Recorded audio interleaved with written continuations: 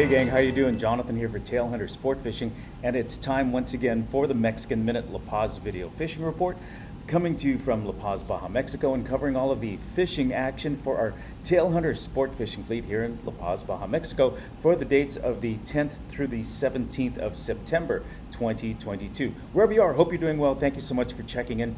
Really appreciate you spending time with us, and please do us a big favor, give us a thumbs up, a like, and don't forget to subscribe. Okay, let's talk about what happened this week in fishing. I gotta tell you, it was one of the best weeks that I can remember in quite a while, because I was a little bit worried. If you've been following my fishing reports, you know that we had some storms hit us last week. It was really sad because a lot of fishermen never got out. In fact, we got triple whammy. Listen to this. We had Tropical Storm Javier hit us, which knocked us out of the ballpark for a day or so. Rain, wind, all that stuff. Got a little bit of fishing in, then all of a sudden we got hit with Hurricane K.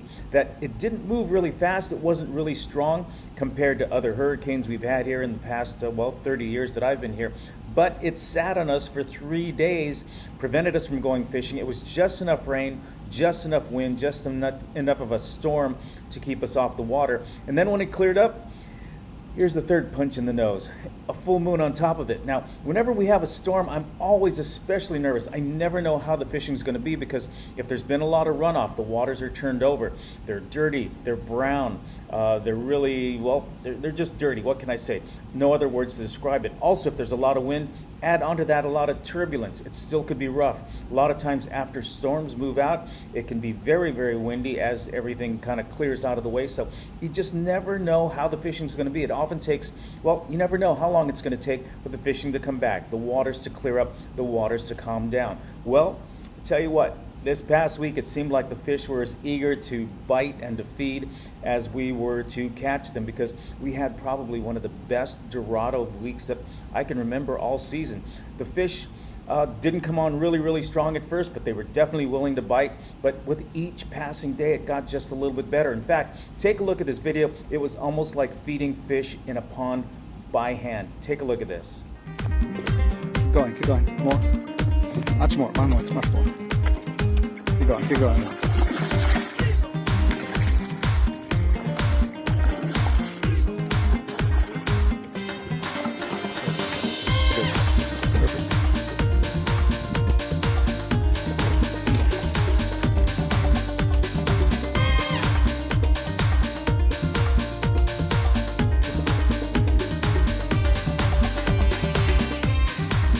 Okay, well, that was taken by Captain Pancho and some of our clients that they were all balled up. You can see all the Dorado in the water. You can see rods are bent, and there's just not enough guys fishing. There's fish swimming all around. The captains are throwing bait in the water to try to keep these fish around.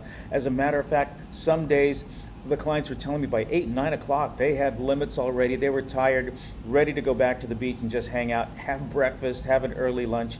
It was that kind of fishing this past week, and some legitimate sized fish. Of course, they're the size that we call the one taco Dorado, these little things that are just willing to bite anything.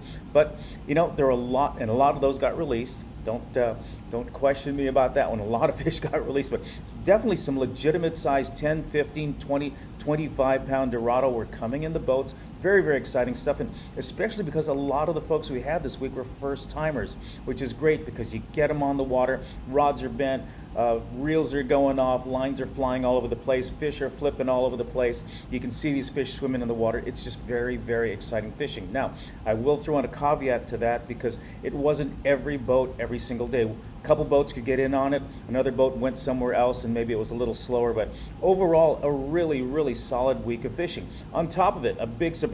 We haven't had many tuna, not many wahoo the last 2 years. This year, wahoo, I think we've caught maybe a half dozen all year. Hey, the wahoo bit this week, and the strange thing was, everybody, goes out there, and our popular lure is the dark-colored Rapalas or Nomads. Well, that's what everybody was trying for. Excuse me. I just had some popcorn for breakfast. But what happened was, one of our clients, he didn't have the purple, he didn't have the dark blue, so he put out this really weird-looking green, yellow, banana-colored Rapala, and he hit 2 really nice wahoo.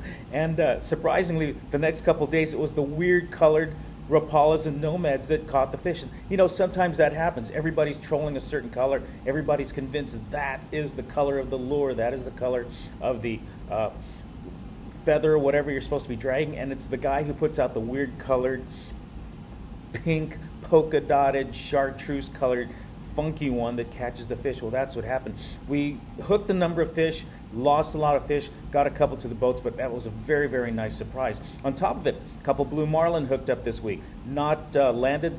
I mean, guys are in the middle fishing and they're hitting bonita, they're hitting the Dorado, and all of a sudden here comes big boy in. He chews that little bait and suddenly they've got a 100, 200 pound marlin on board.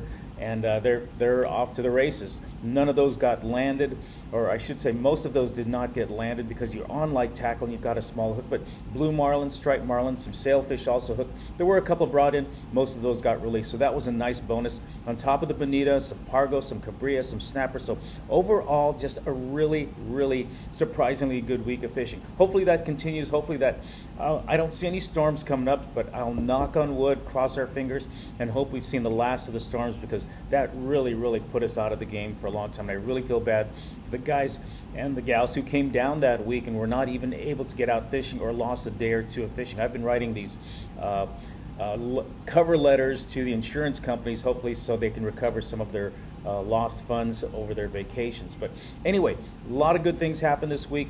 Hopefully you're doing well wherever you are. I'm going to wrap it up. Take a look at all of the photos in the fishing gallery this week because that'll tell you that compared to the last 2 weeks, fishing was definitely a lot better. Anyway, take care. Thank you for checking in. This is Jonathan for the Mexican Minute. I will be back next week. In the meantime, again, do us a favor, give us a thumbs up, a like, and don't forget to subscribe. God bless. Take care of each other.